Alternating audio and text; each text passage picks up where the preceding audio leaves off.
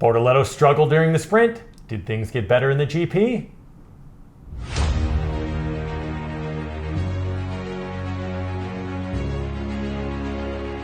Welcome to the land of Carnival and F1. Follow the United States of Formula One for all your F1 coverage. Now your host, Nikki and Cookie. Leve isso embora, garotos. US F1 fans, it is the Sao Paulo Gran Premio Pasaman Interlagos. Nailed it. GP, baby. The GP, sprint's over, getting into the actual granddaddy. Yeah, and the sprint was fantastic. Could the race be as good as the sprint? You assume no. You have to assume no, right? Yeah, but it was. But it was good. It was very good. And Lando, very good again. Yep. Just continuing this great weekend. On the pole for the sprint, wins the sprint, on the pole again for the GP. Fastest in practice. I mean, the man was on one. And then Oscar qualified third for the sprint, fourth here, so he's still just struggling to get up there with his fellow McLaren buddy. And then Max. I know. I mean, he qualified sixth for the sprint, and he's all the way down in 16th. He was out in Q1. That's, first time since 1996 that both Red Bulls were out in Q1 at the same time. I mean, that is ridiculous. He was struggling, and we're going to get into that in a little bit. I want to leave that little cliffhanger. So we got to talk about Lando. The man. Perfect weekend. Yeah, look at that. Practice sprint. And I hate talking about practice. Race. Normally I hate talking about practice, but there's only one in a sprint weekend, so I'm okay with that. First in practice, first in the sprint qualifying the shootout, first in the sprint. Qualifies first for the GP, and he wins the damn GP. Yes. How can you have a more perfect weekend? 33 points available, you get them all. The last person to do it was Max Verstappen. So at the last sprint. Yeah, a couple. Was that three races? Two races? 3. I don't know. It's all one big blur now. If Oscar has any contention right now with how they've been doing things with McLaren, rumors that maybe he's upset and doesn't want to be there anymore, Zach's just letting them race. Yeah. He's going out there, he's not picking a favorite. He's not saying, Lando, you get this. Oscar was winning, and he's letting it slip. Yeah. And Lando is grasping that opportunity and saying, I know Max thinks he's going to come back and win this thing. I'm not going to let it happen. 7, 6, 5, whatever. Before Baku, we were like, Oscar has the cooler head. He's the better racer at this point. That's exactly what we said, yeah. And then Baku happened, and we were like, hopefully this is a fluke, and it is not. Norris is now showing that he is this is why he's the number one racer, even though they don't have a number one racer. He's 1A, Piastri's 1B.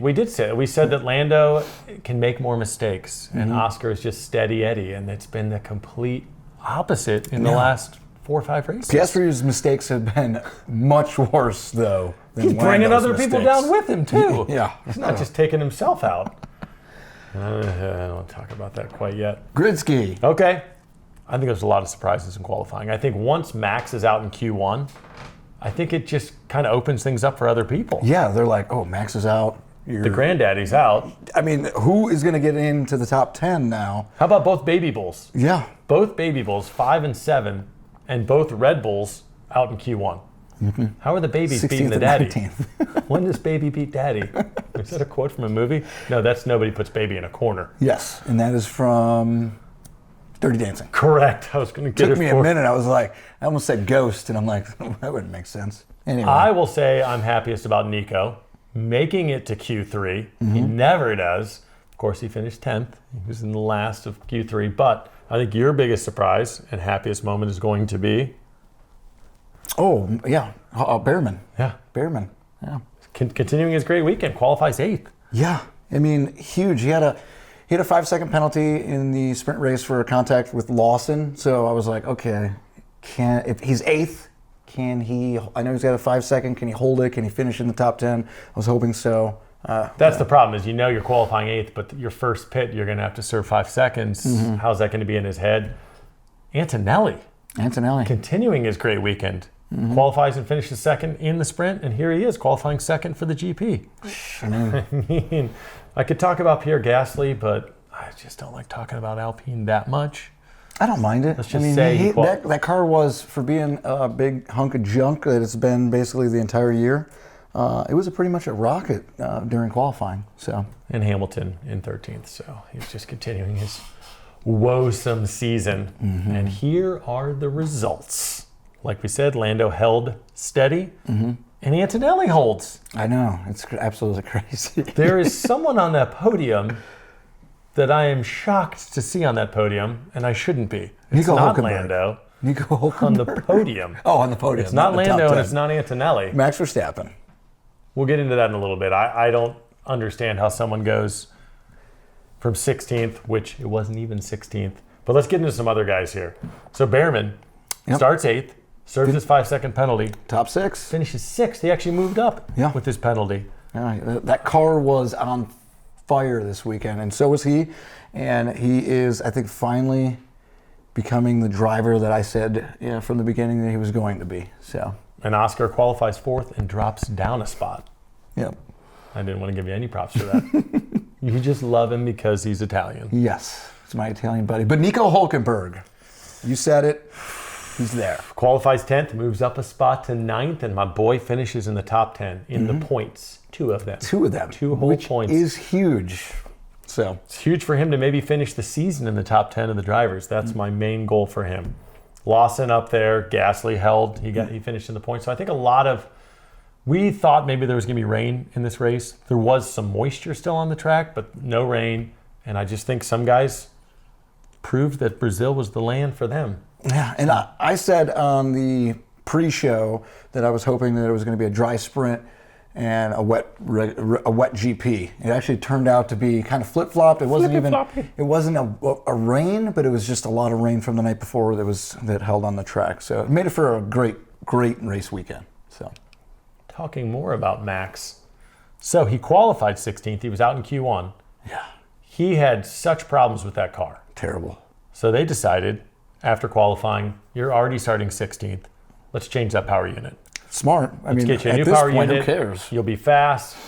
We can start over fresh. You're going to start in pit lane, but you're already starting 16th. You know you're going to pass those guys regardless. You're Max Verstappen. Yeah. Can we maybe get you into the points? My thought was he's starting in pit lane, one of the best races of all time. I knew he was going to get into the top 10. I actually checked the betting app before it started, and he didn't pay anything to even put him in the top 10. I was like, they knew. I have to check. And I made no bet. But betting on him to get on the podium probably paid well. It probably did. I didn't look, though, because I didn't expect it to happen. Well, it did. I know. Well, it did. Let's get into some other stuff, because I want to talk more about Max in a little bit. I know we talk about him a ton. Mm-hmm. So we had, early on, Bortoleto crashes. Okay. So he crashes at his home race in Brazil in the final lap of the sprint. Yes. Actually he takes off. He's flying. His car had wings for a minute. Mutilated. Yeah. Mutilated. So they don't even get it ready. If that car was so mutilated, that's why he didn't qualify at all. No. Starts last. He crashes on the first lap of the GP. Yeah. He's like, right back to where I was, boys. I just didn't want to race much today. The sprint was already too much work for me. I didn't do all the laps of the sprint. He figured he's home. It's just, I'm he probably home had some already. buddies in the stands. I got some stuff I got to do. Yeah, they're going to go booze it up in the stands. I'm young. I'm going to have a couple tchotchkes. What's a tchotchke? I don't know. A couple of tchotchkes. Call you a tchotch.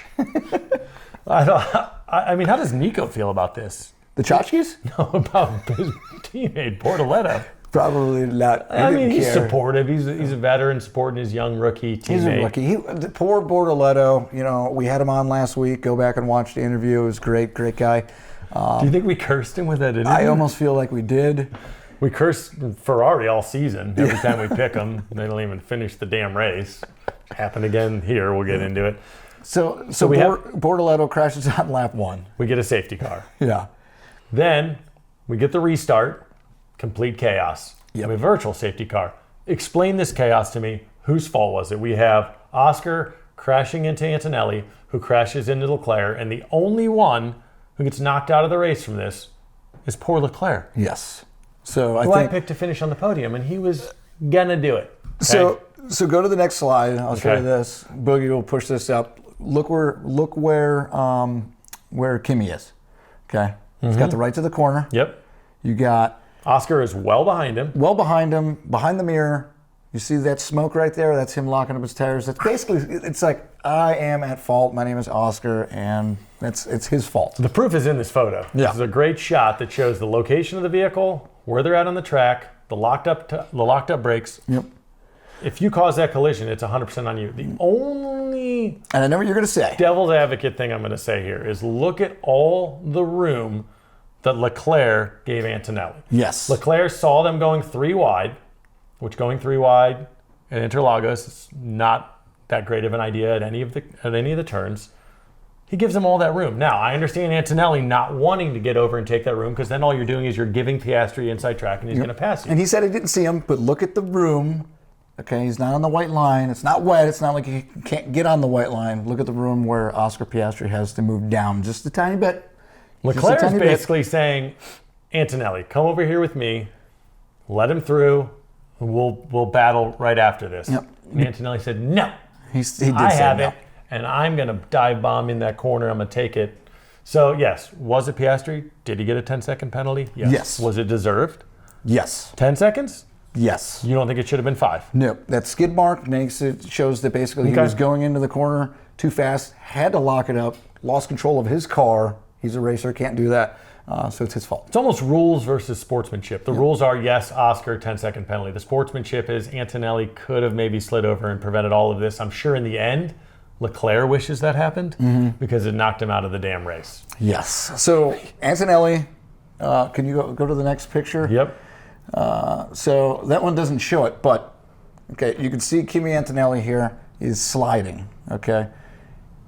Let me go to the next one. If Leclerc is not there, Kimi's race is pretty much done. Yeah. He used Leclerc as a bumper car, which was beautiful. Yeah. Because he had that bumper car, he got to stay in. No damage to his car. He finished the race and finished second.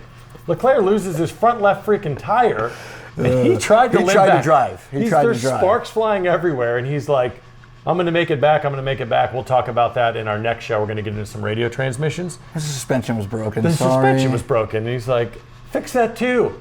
This is bullshit. Yeah. I am going to finish this race. I've done nothing wrong except have Kimi bump me because of Oscar. I'm a little bit fired up about this because I lost a point out of this because Leclerc was going to finish on the podium. Well, Kimi at least needs to buy a new ice maker? A new ice maker. That thing's loud. He needs to buy him a steak dinner, Okay. lobster lunch, Okay. something very expensive. A nice bottle of wine. Ugh. What? Yes. You don't think Leclerc enjoys a fine wine? With a name like Leclerc, Yeah. you bathe in wine. Okay, I got it, actually. I got it. Okay, Leclerc just announced that he's getting married, announces his engagement. Kimi pays for the whole wedding. It's going to be expensive. It's going to be very expensive. Wait, but Oscar doesn't have to do anything? I think Oscar and Kimi probably should split pay the for all. cost. There They you split go. the cost. Yep. And we got another picture. I mean, it's just... There it is right there. You can see, again, you can see Kimi, race is done if Leclerc's not there. And look at Lando there. Lando's just like, thanks, guys. Yeah. Thanks for making a little more room for me up here because you're causing chaos at the restart. Now, were you surprised that all that came out there was a virtual safety car? Is it because Oscar and Kimi were able to continue and Leclerc was trying to limp back? He's such a smart, awesome driver, Leclerc. When they told him to stop, he was able to pull off and get out of the danger zone. He's not pulling a Lance Stroll and actually parking sideways on the track to make it all about him. He's like, I wrecked. Now you all must move my car for me. Yeah. Leclerc's a good dude.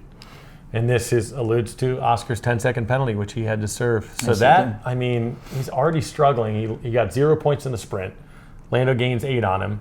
Now you're going to drop back even more. You got a 10-second penalty to serve at some point during this race. Yeah, and Oscar moved up to second place at some point, so he was with Lando, Oscar, and 10 seconds pushes him way back. Yeah. And so now the driver's standings, where we are now after the GP, Norris gets 33 points this weekend. Yeah, that's huge. 33, and Piastri, I believe, got 10. Okay. So now Lando is up, quick math, You go. You got 24 points. 24 points. 24 almost one race win. Yeah, Okay. almost a win ahead. And then Verstappen sneaks up on Piastri. He's only 25 points. So Yep. Verstappen is 49 points behind Norris with 3 races to go. Okay. It's probably unlikely. If he I think wins so. all 3 and gets 75 points, Norris has to finish in the middle of the top 10 in all of those Yeah. for Verstappen to mathematically get ahead of him. But the question to me is, 2 questions, I guess. Can Piastri bounce back and overcome those 24 points and win this championship over Norris? Yes. Really? No. I mean, absolutely. I mean, yes. We don't know. You know, we were hard on Piastri. We were hard on Norris. Look where Norris is now. I was hoping for more of a fight with Verstappen. I don't know. I don't see that happening unless something catastrophic happens with both McLarens, really. Well, let me give you the math here. If Piastri wins the last 3 races and Norris finishes second, Piastri will gain 7 points per race, 21 total. He'll lose by 3. There's a sprint race in there too, though. One more sprint race. Fair. One more sprint race. Okay, well then if it's a 1-2 there, then he still loses by 2. Okay. So Piastri can't just bank on winning. He needs to win, and Norris doesn't finish right behind him in all those races. Yes. I think it's more likely that Verstappen passes Piastri. I think it's more likely that if Verstappen overcomes those 25 points and finishes second than Piastri overcomes the 24 and passes Norris. The way that things have been going the last 5 races. Yeah, if you're right. I mean, Piastri hasn't. I don't remember the last time he's been on a podium. I couldn't tell you. So I mean, it's just a downfall right now. Not a downfall is Nico. Hard in 9th, tied for 10th. Yeah, he was. Let me scoot your head over a little bit. So he was, I think 2 points ahead, 2 or 3 points ahead of Hajar. Mm-hmm. So Hajar finishes. Now they're tied. But I tell you what, it's not shown on there. But you got some drivers that are right on their ass. Whoever's in 11th has 40 points right now. So there's a 3-point buffer right now. Is it? Behrman, I think, has 39. Okay. So it's still a log jam right there, but I think Hülkenberg getting 9th, at least getting a couple of points, it's still a tight race. I think he's going to struggle to finish in the top 10, but at least he didn't give it away this weekend. Yeah. I'm happy with where he's at right now. I think this changes after Vegas. Just making up their own guess out there. Ferraris tend to have good races in Vegas. Neither one of them finished this race. No. Did you mention Hamilton? We know Leclerc. I bitched about it for about 10 minutes there. But Hamilton gets a puncture. Yeah, well, he ran right into. I mean, that's just bad. You're a veteran. You shouldn't do that. He ran right in the back of, I think, Franco. Yeah. And got a penalty. Let's caused damage to his vehicle. So all the penalties in this race, you had Oscar's 10-second we talked about, Hamilton's 5-second, then he ends up with a DNF because he was complaining after the puncture, it wasn't running right. He goes in, serves his penalty, changes, does one more lap, and then retires the car. Yep. Smart idea to serve it. Yeah. Because if he doesn't, it's going to carry over to the next race anyhow. Yep. So serve it and be done. Yuki with a 10-second penalty. Mm-hmm. And then what did Yuki decide not to do? He decided not to deserve the penalty? Is that on him or his team? He goes into pit. He's got a 10-second penalty. Yeah. And they just start working on his car right away. Yes. Who miscommunicates that to do the hands up for 10 seconds? I think they just put their hands up on Yuki being a driver, so they don't care. They're like, and we're done. Just go. Who cares? 10 seconds. He's got that Honda money. 30 seconds. Does it matter? So he gets 22. He gets a 20-second penalty because it's basically like your parents giving you a punishment and you say screw you, so they double it. Yeah. I should have tripled it. It's ridiculous. He's no help on that Lots team. of penalties this week. FIA was busy.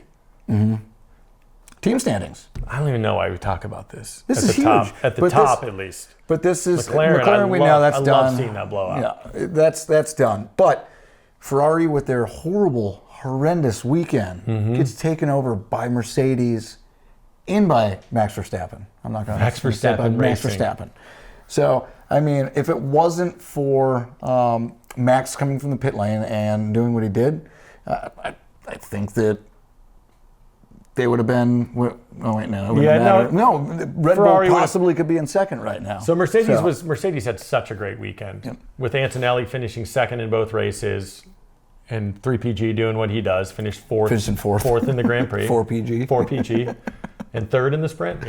Yeah. So Mercedes was going to pass and move up into second, but it is crazy for Ferrari to go from 2 to 4. That's demoralizing. Yeah. And Kick Sauber holding strong at 9th. Yeah. I need Haas to pass Aston Martin. They're only 2 back. If Behrman can keep doing his thing. Yeah, but you still got Alonso.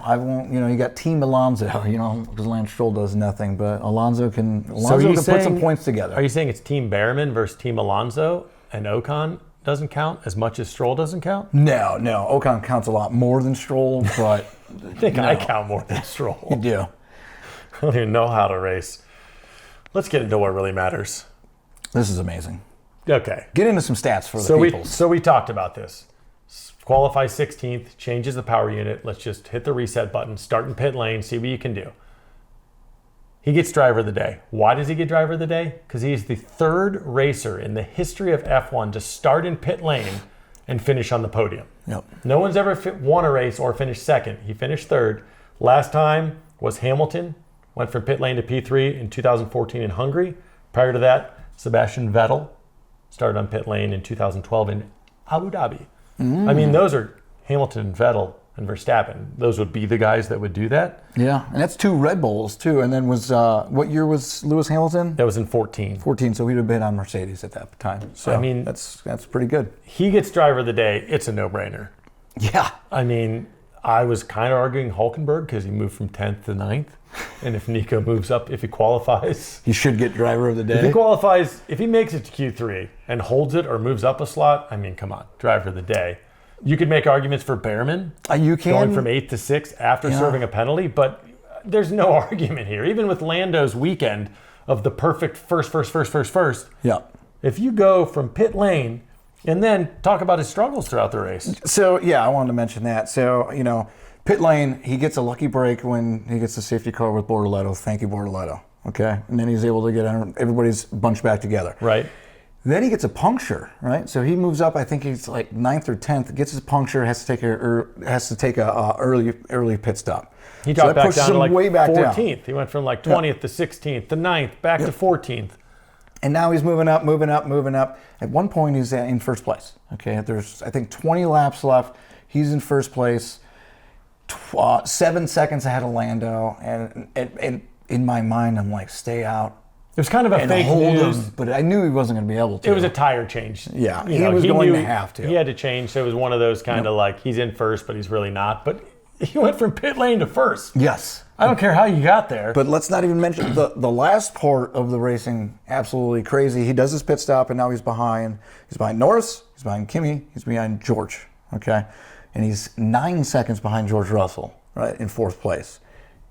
20 laps left. Catches 9 seconds, catches George Russell, and then I think with about 6 laps left, he's in DRS zone.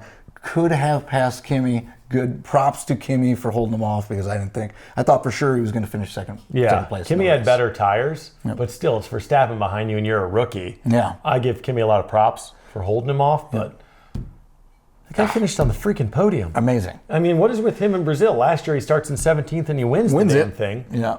I mean, maybe his best thing in Brazil is just to be out in Q1. My thought was, and I was talking to your brother about it, I was like, can we finally, because everybody hates it, and everybody's like, Lewis is the GOAT, and Schumacher's the GOAT, and they are GOATs. There's so many GOATs, and I was like, can we solidify that if Max wins this race today, we say that he's the best driver of all time? He did not do that. Do I still think that he's the best driver of all time? Sorry, yes. I do. And time will still tell. Like if he can move into second this year, with how fast McLaren's cars have been, if he can pass Oscar and finish second, I mean, that alone, it was crazy to me. And of course, like we mentioned, it was the 3rd pointless race of the season for Ferrari this year. Double DNF for the 3rd time. That's ridiculous. Now, they did have the power unit issue early on. It was like race 4 or 5. I can't remember where it was. Yeah, well, and then they had the double disqualification, which was unfortunate early on in the season. But this one, I mean...